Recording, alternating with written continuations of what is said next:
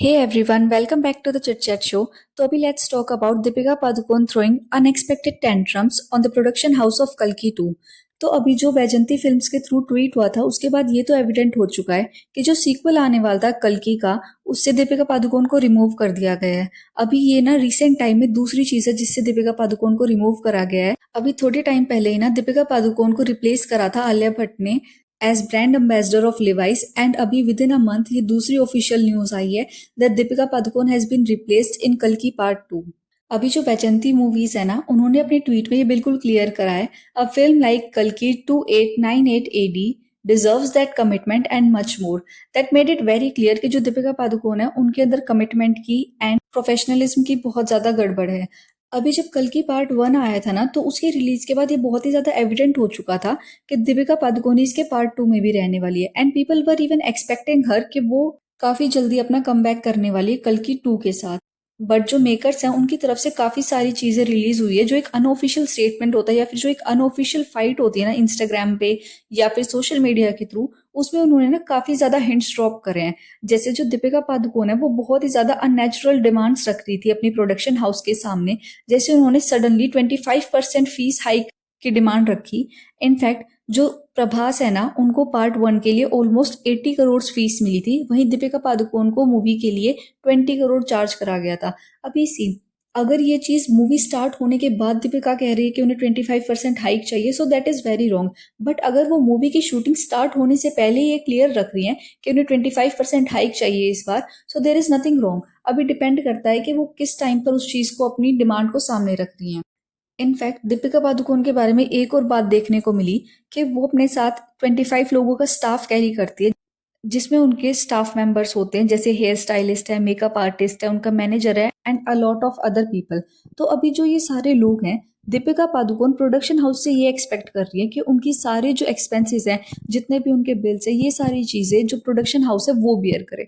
अभी that is very wrong, क्योंकि अगर जो ये 25 लोग हैं इनको प्रोडक्शन हाउस ने अपॉइंट किया होता तो प्रोडक्शन हाउस इनके एक्सपेंसेस बियर करता। बट अब वो चीज दीपिका पादुकोण अपनी तरफ से 25 लोगों को लेके आ रही, so that is on Deepika कि उनको उनके सारे एक्सपेंसेस, सारे जो बिल्स है वो पे करने पड़ेंगे।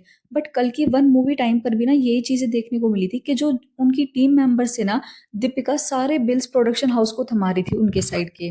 अभी सी प्रोडक्शन हाउस ने तो उनको नहीं बोला है कि आप 25 लोगों की टीम लेके आओ, ना ही प्रोडक्शन हाउस उनको हायर कर रहा है कि 25 लोग आएंगे और वो आपके साथ काम करेंगे। ये सारी चीजें दीपिका पादुकोण कर रही हैं। अभी से ये बहुत ही ज्यादा अननेचुरल डिमांड है एंड दीपिका ऐसी पहली सेलिब्रिटी नहीं है जो ये सब चीजें डिमांड रख रही है। ऐसी ना बहुत सारी चीजें पहले भी हो चुकी है। जैसे जो जानवी कपूर है वो ये डिमांड रखती है प्रोडक्शन हाउस के सामने कि जहां जहां पर भी हमारी शूटिंग होगी वहां पर एक वैनिटी वैन जाएगी जो पूरी लग्जूरियस होगी। इनफैक्ट उसके अंदर मैं अपना सारा जिम कैरी करूंगी, जो जिम ट्रेनर होगा वो मैं पर्सनल लेके आऊंगी और जो शेफ होगा वो सिर्फ मेरे लिए खाना बनाने आएगा। और उसके सारे जो एक्सपेंसेस है जिम के, जिम ट्रेनर के, शेफ के, खाने के, वो सब प्रोडक्शन हाउस पे करेगा। इसके साथ ही ना दीपिका पादुकोण ने ये भी एक्सपेक्ट करा है कि जो ये सारे स्टाफ मेंबर्स आ रहे हैं उनको 5 स्टार होटल में स्टे कराया जाएगा और जो दीपिका पादुकोण है वो सिर्फ 8 घंटे के लिए काम करने आने वाली है।